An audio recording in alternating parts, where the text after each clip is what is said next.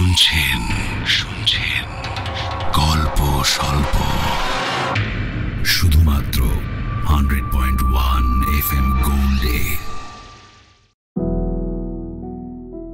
ধূমপান, মদ্যপান এবং অন্যান্য তামাকজাত দ্রব্য সেবন স্বাস্থ্যের পক্ষে ক্ষতিকারক। FM গোল্ড কোনোভাবেই একে সমর্থন করে না এবং শ্রোতাদেরও এই ধরনের বদ অভ্যাস থেকে বিরত থাকতে অনুরোধ করছে। এই গল্পের মাধ্যমে কোনো মানুষের ধর্মীয় ভাবাবেগে আঘাত করার উদ্দেশ্য FM গোল্ডের নয়। দীনেন্দ্র কুমার রায় অবিভক্ত নদিয়ার মেহেরপুরের বাসিন্দা ছিলেন। তার বাবার নাম ব্রজনাথ রায়। 1888 খ্রিস্টাব্দে মহিষাদল হাইস্কুল থেকে প্রবেশিকা পাশ করে কৃষ্ণনগর সরকারি কলেজে ভর্তি হন। 1893 খ্রিস্টাব্দে রাজশাহী জেলা জজের কর্মচারী নিযুক্ত হন তিনি। 1295 বঙ্গাব্দে তাঁর প্রথম রচনা একটি কুসুমের মর্মকথা প্রবাদ প্রশ্নে ভারতী ও বালক পত্রিকায় প্রকাশিত হয়। 1898 খ্রিস্টাব্দে বাংলা শিক্ষক নিযুক্ত হয়ে বরোদায় 2 বছর কাটান। এই সময় তিনি ঋষি অরবিন্দ ঘোষের বাংলার শিক্ষক ছিলেন। বাংলার পল্লী জীবন সম্পর্কিত তাঁর লেখাগুলি স্বয়ং রবীন্দ্রনাথ ঠাকুরকেও মুগ্ধ করেছিল। আজ গল্প স্বল্পতে শুনবেন দীনেন্দ্র কুমার রায় রচিত কাহিনী চক্ষুদান। আজ গল্প পাঠে থাকছে অর্ণব, সোমক, অরিজিৎ, অমরজিৎ এবং রাজীব।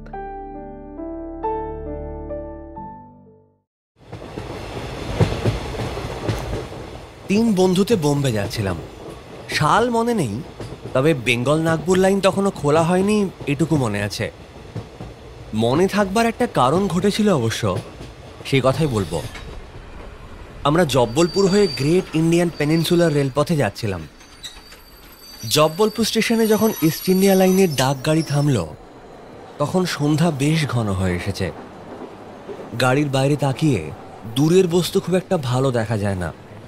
শুধু দূরে দূরে কিছু বাড়িতে অল্প কিছু আলো, সাহেবদের বাংলোর কেরোসিনের উজ্জ্বল আভা, আকাশে 2-1 তারার ক্ষীণ শুভ্র দীপ্তি এবং গাছপালার একটা অস্পষ্ট আবছায়া চোখে পড়তে লাগলো। জব্বলপুরে নেমে খাওয়া দাওয়ার জন্য আমরা একটা হোটেলে ঢুকলাম। ঘণ্টাখানেক পরে বোম্বেগামী নতুন ট্রেন প্ল্যাটফর্মের জন্য তৈরি হলো। সেদিন ইংলিশ মেল যাচ্ছে। গাড়িতে ভিড় খুব ছিল, বিলেতের যাত্রী অনেক ছিল। সেই জন্যই আমরা হাওড়া স্টেশনে থ্রু ক্যারেজে জায়গা পাইনি। সুতরাং নতুন ট্রেনে আমরা একটা সেকেন্ড ক্লাসে প্রবেশ করলাম।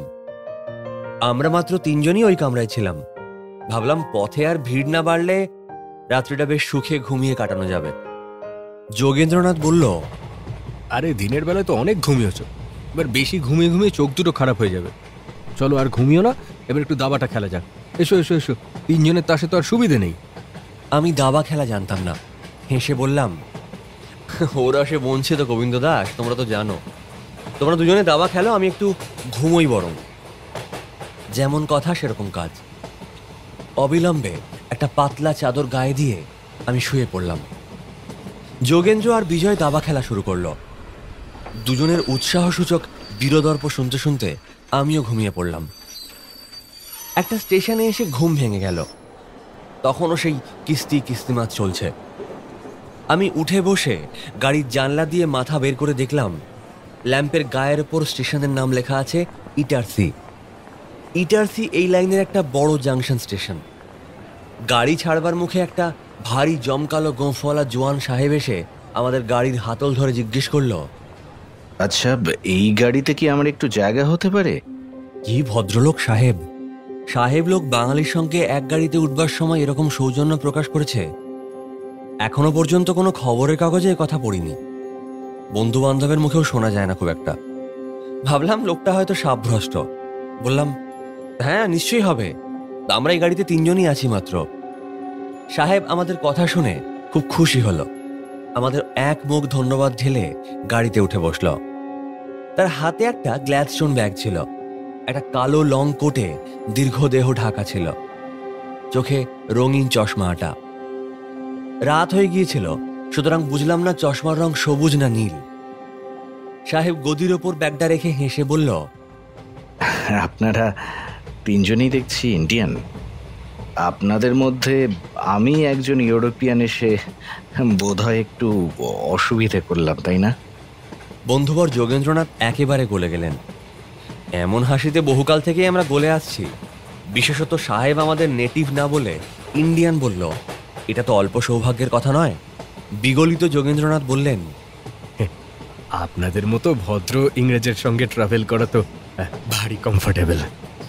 দেখলাম সাহেবের সঙ্গে যোগেন্দ্রনাথের বন্ধুত্ব ক্রমেই গাঢ় হয়ে উঠছে। অপরিচিতের সাথে হঠাৎ এত হৃদ্যতা আমার চোখে কেমন একটা লাগছিল। আমাদের মধ্যে এমন অনেকে আছেন যারা রাজার জাতির মধ্যে বন্ধুতার পাত্রাপাত্র বিবেচনা করেন না। মনে ভাবেন আমার মতো নিগরকে যে শ্বেতপুরুষ বন্ধুভাবে গ্রহণ করছে তিনি নিঃসন্দেহে মহোদয় ব্যক্তি।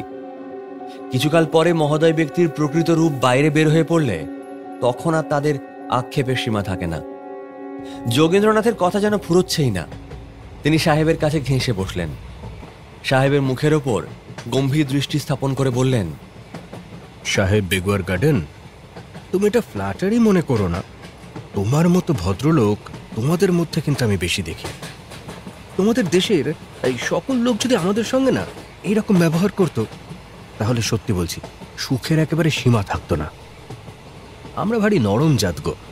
যদি মুখের দুটো ভালো কথা বলে না তোমরা আমাদের সর্বস্ব চুরি করে নাও তাহলেও আমাদের কোনো আপত্তি নেই। তো তাতেও তোমাদের কৃপণতা, সর্বসময় একেবারে রক্তচক্ষু করে আছো। এই দেখি তো মানে আমরা আমরা একেবারে ভয়ে আরো বেশি কাহিল হয়ে পড়ি। সাহেব মৃদু হাসল, বলল, ঠিক কথাই বলেছ। আমার প্রিন্সিপালও ঠিক ওই রকমেরই।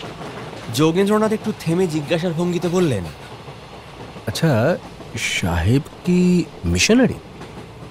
আমাকে কি ঠিক মিশনারির মতো দেখায় নাকি? তা কি দেখে তুমি এরকম অনুমান করলে? ওই ভদ্রতা আর সহৃদয়তা। তারা তো খ্রিস্টের ধর্ম আর নীতি প্রচার করেন, তাই আর কি। কিন্তু আমরাও তো খ্রিস্টান। যাক সে কথা, তোমার অনুমান কিন্তু একদম ঠিক হয়নি। আমি মার্চেন্ট। বলে সাহেব যে মিশনারি নয় সে কথা প্রমাণের জন্যই যেন একটা হুইস্কির বোতল বার করল। বোতলটি শেষ করার জন্য সাহেব আমাদের সবাইকে অনুরোধ করল, কিন্তু একমাত্র যোগেন্দ্রনাথই সাহেবের সম্মান রক্ষা করলেন। বোতল যত খালি হতে লাগলো গল্পও তত জমতে লাগলো। সাহেব আমাদের সঙ্গে অনেক দূর যাবে। ভোপাল থেকে এসছে, তিনি যাবেন হায়দ্রাবাদ, নিজাম রাজ্য। যোগেন্দ্রনাথের মন খুব ফুরফুরে ছিল। আমাকে দ্বিতীয়বার শুতে দেখে বলল, আরে আবার তো ঘুমের তোড়জোড় করছো তুমি, এসো একটু তাস খেলা যাক। তো আমরা 4 জন হয়েছি। সাহেবকেও তিনি অনুরোধ করলেন। সাহেব সম্মতি দান করলে তাস বের করা হলো। তৃতীয় বন্ধুটার অবশ্য সম্মতির খুব একটা প্রয়োজন ছিল না।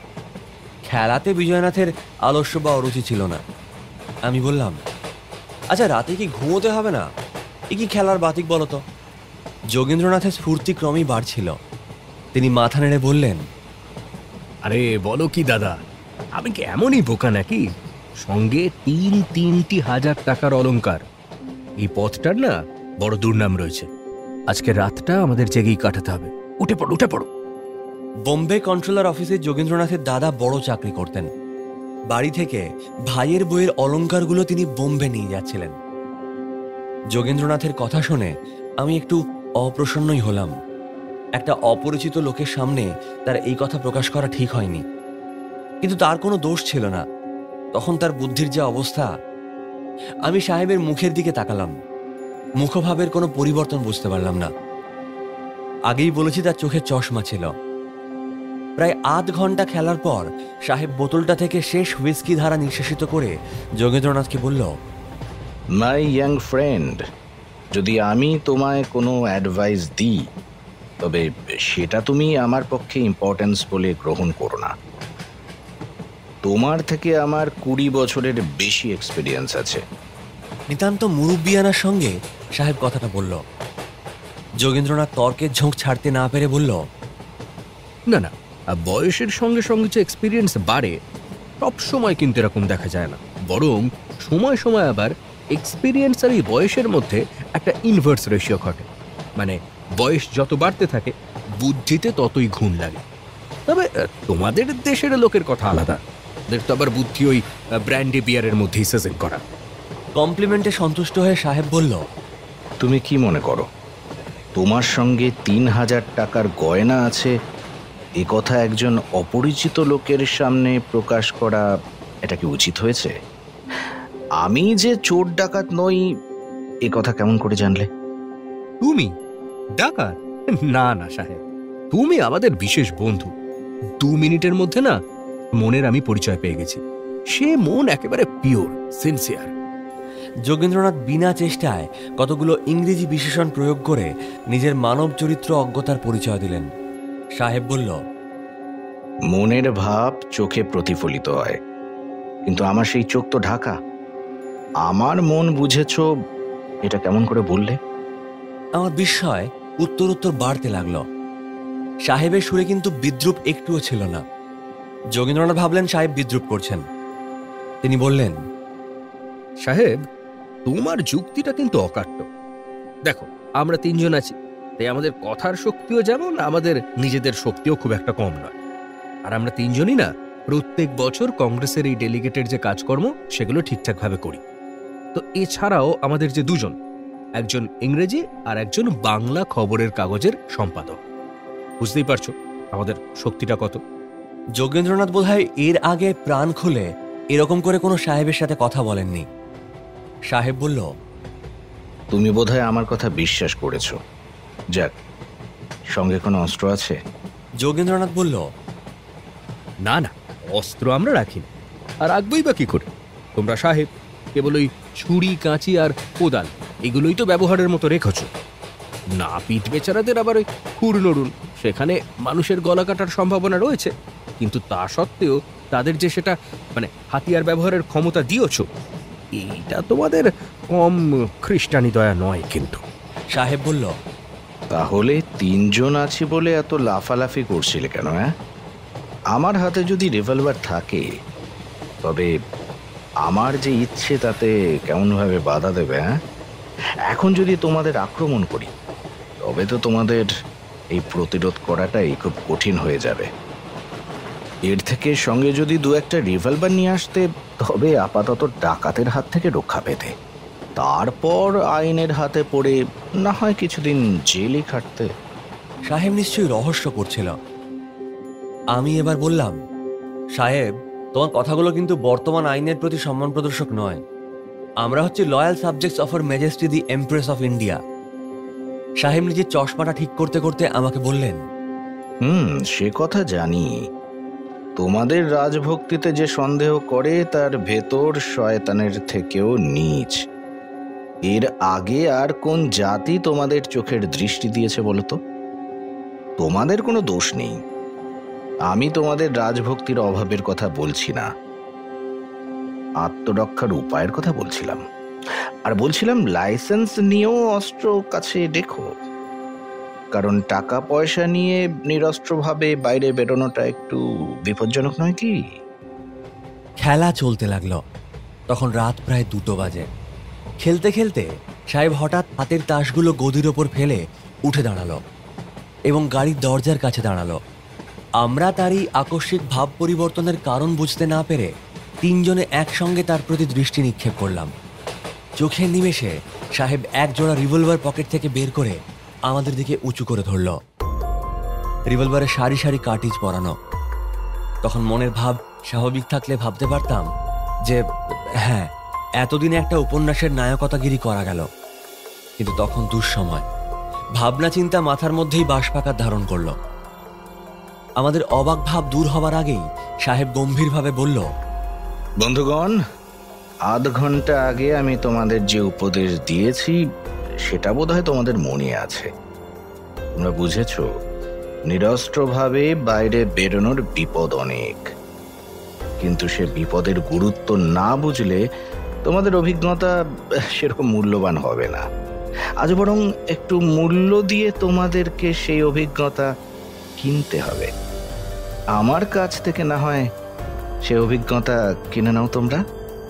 তারপর সে একটা পিস্তল বেঞ্চির দিকে নত করে একটা স্থান নির্দেশ করে যোগেন্দ্রকে বলল, হ্যাঁ, এবার যেটা বলছিলাম, তোমার ওই গয়নার বাক্স থেকে সমস্ত গয়না বের করে এইখানটায় রাখো। যোগেন্দ্রনাথ কাঠের মতো দাঁড়িয়ে আছে। নেশা বোধহয় অবিলম্বে ছুটে গেল। ইচ্ছে হলো উঠে গিয়ে এক লাফে ব্রেকের ঘন্টা টেনে গাড়ি থামিয়ে দিই। উঠবার চেষ্টা করলাম, সাহেব তা লক্ষ্য করল।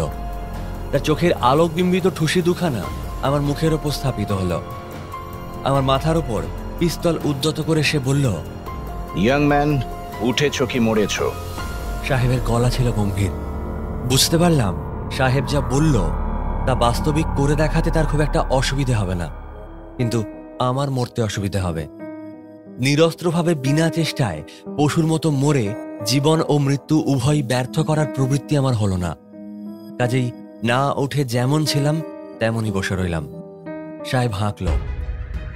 2 মিনিটের মধ্যে আমার আদেশ অনুসারে কাজ না করলে আমি কিন্তু ফায়ার করব। যোগেন্দ্রনাথ কাঁপা হাতে গয়নার বাক্স খুললেন। তারপর সেই উজ্জ্বল বহুমূল্য গয়নাগুলো নির্দিষ্ট জায়গায় স্তূপাকার করে রাখলেন। তখন সাহেব আমাদের দুজনকে বলল, এখন অভিজ্ঞতা সঞ্চয় করার জন্য তোমাদের একটু ব্যয় করতে হবে যে। 200 টাকা মূল্যের সোনার রদারহ্যাম ঘড়ি আর একই রকম দামি চেনে ছড়াটা বিনা প্রতিবাদে বের করে দিলাম। আমাদের তৃতীয় বন্ধুটিও এই মহৎ দৃষ্টান্ত অনুসরণ করলেন। সাহেব বলল, বাহ, বেশ ভালো ছেলের মতো কাজ করেছো। এখন ওই ধারের জানলা দিয়ে বাইরের দিকে একটু তাকিয়ে থাকো। আমি অনুমতি দেওয়ার আগে যদি এদিকে কেউ মুখ ফেরাও, তাহলে যাকে মুখ ফেরাতে দেখবো তাকে পশুর মতো মারবো। আমরা ভয়ে মুখ ফেরালাম। অত্যাচার, অপমান, উদ্বেগ এই নিদারুণ ক্ষতিতে আমাদের মনের মধ্যে প্রবল আত্মদাহ সৃষ্টি হলো। ইস, এই সময় যদি একটা মোটা বাঁশের লাঠি সঙ্গে থাকতো, তিনজনও তো একসঙ্গে মরবো না। এক জোড়া কার্তুজ ছুঁড়তে ছুঁড়তে যদি সাহেবের মাথায় সেই লাঠি বসাতে পারতাম। কিন্তু আর আক্ষেপ করে লাভ নেই। বোম্বে মেল ঝড়ের মতো ছুটে চলল। মনের আক্ষেপ মনের মধ্যেই রয়ে গেল। শব্দে অনুভব করলাম সাহেব গয়নাগুলো তার লম্বা কোটের পকেটের মধ্যে ফেলছে। রাগে, দুঃখে, লজ্জায় ও অক্ষমতায় মাথা একেবারে মাটির সঙ্গে মিশে গেল। অপদার্থ, অকর্মণ্য, আত্মরক্ষায় অসমর্থ জীবনের ওপর ঘৃণা জন্মাল। তীব্র অনুতাপের মতো মনে হলো আমরা শিক্ষিত সুসভ্য বাঙালি প্ল্যাটফর্মে দাঁড়িয়ে লম্বা লম্বা স্পিচ ঝেড়ে এবং খবরের কাগজে কলম আর্টিকেল লিখে আমরা দেশের মুখ উজ্জ্বল করছি। সাহেব বলল, বন্ধুগণ, অস্ত্র ছাড়া কখনো টাকা নিয়ে রেলওয়েতে ট্রাভেল করো না। একটা রিভলভার খুব একটা জায়গা নেয় না, অথচ তার অস্তিত্বের মহিমা কথার যুক্তি অপেক্ষা অনেক বেশি প্রয়োজনীয়। যাই হোক, গুড নাইট, বাই। সেই দ্রুতগামী মেল ট্রেন থেকে সাহেব চোখের নিমেষে কেমন করে অন্তর্ধান হলো সেটা বুঝতে পারলাম না।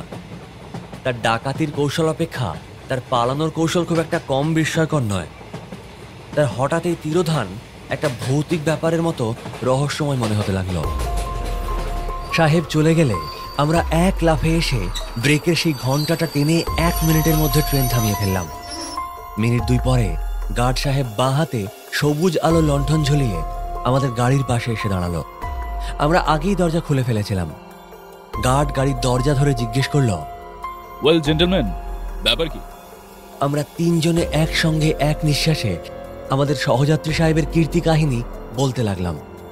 গার্ড মুখ তুলে বলল, একে একে আমার 3 জোড়া কান নেই। আমি একাই সংক্ষেপে সব কথা বললাম। গার্ড বলল, এ মাঠের মধ্যে আমি এখন কি করব? পরে স্টেশনে গিয়ে তোমরা এই বিষয়ে পুলিশে রিপোর্ট করতে পারো। গার্ড আর কথা না বাড়িয়ে ইঞ্জিনের দিকে তার লণ্ঠন প্রসারিত করে 2-1 বার সেটা নাড়ালো। ট্রেন আবার চলতে লাগলো। হতবুদ্ধি হয়ে আমরা বাইরের অন্ধকারের দিকে তাকিয়ে রইলাম। ঘণ্টাখানেক পরে একটা বড় স্টেশনে এসে ট্রেন থামল। খান্ডোয়া স্টেশন। আমরা নেমে যথারীতি পুলিশে রিপোর্ট করলাম। তবে রিপোর্ট করাই সার। আজ পর্যন্ত সেই মার্চেন্ট সাহেব কিংবা আমাদের চোরা মালের কোনো সন্ধান পেলাম না। খান্ডোয়া স্টেশনে একটা ভদ্র মারাঠা যুবক আমাদের গাড়িতে উঠলেন। তিনি সব কথা শুনে বললেন, আপনারা 3 জন লোক ছিলেন। 3জনকে বোকা বানিয়ে একটা সাহেব আপনাদের উপর দিয়ে এত বড় ডাকাতিটা করে গেল। যোগেন্দ্রনাথ বোধহয় মনের মধ্যে একটা সান্ত্বনা লাভের যুক্তি খুঁজছিলেন। তিনি বললেন, আরে কি করব, সাহেবের হাতে জোড়া পিস্তল। বেঁচে থাকলে অনেক এরকম সোনা রোজগার করতে পারবো বাবা। প্রাণটা গেলে তো সেটা আর ফেরত পাবার আশা থাকবে না। ভদ্রলোকটি তার লাল পাগড়িটা বেঞ্চের ওপর ফেলে অবাক হয়ে একবার আমাদের দিকে তাকালেন। শেষে বললেন, মশাইরা অত্যন্ত বুদ্ধিমান এবং দূরদর্শী ব্যক্তি, কিন্তু এমন প্রাণ থেকেও বিশেষ লাভ নেই। আপনাদের ব্যবহারে এইরকম ডাকাত সাহেবের সাহস 10 গুণ বেড়ে যাবে। শুনে আমাদের খুব রাগ হলো। দুর্বলতায় কেউ আঘাত করলে মানুষের বড় রাগ হয়। তর্কের মাধ্যমে আমরা আত্মপক্ষ সমর্থনের চেষ্টা করতে পারতাম, কিন্তু তর্ক করতে আর তখন ইচ্ছে করছিল না। সাহেব আমাদের চক্ষুদান করে গেছে। সাহেবদের ভদ্রতায় এখন আর শ্রীমান যোগেন্দ্রনাথের খুব একটা বিশ্বাস নেই। রেলপথে তিনি সাহেবের সঙ্গে এক কামরায় চলতে একেবারেই নারাজ। কারণ জিজ্ঞাসা করলে বলেন, 3000 টাকা দিয়ে অভিজ্ঞতা কিনেছি, বুঝলে? চাণক্য শ্লোকগুলো না বড় মূল্যবান। শৃঙ্গিনাং দশো হস্তেন।